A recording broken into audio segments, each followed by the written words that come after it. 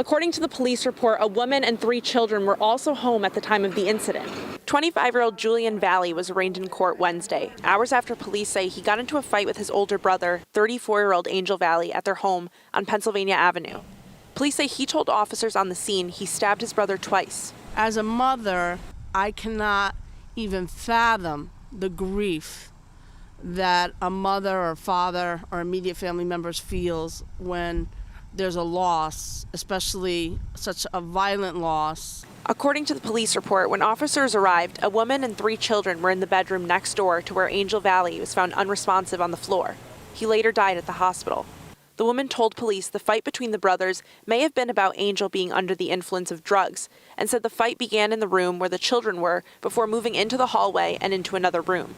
Wednesday morning, City Councilwoman Maria Pereira was consoling family and neighbors as police continued to investigate. And one must ask, how does a mother and a father and a family heal from that? How do they move forward when, as the mother said, quote, "I've lost both of them. One will be in prison for many, many years to come, and one will be buried in a cemetery."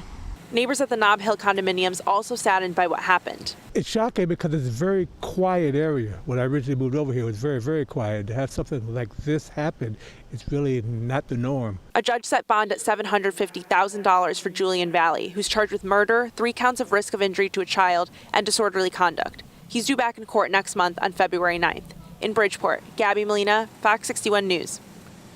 Thank you, Gabby. Time now for a check on the road.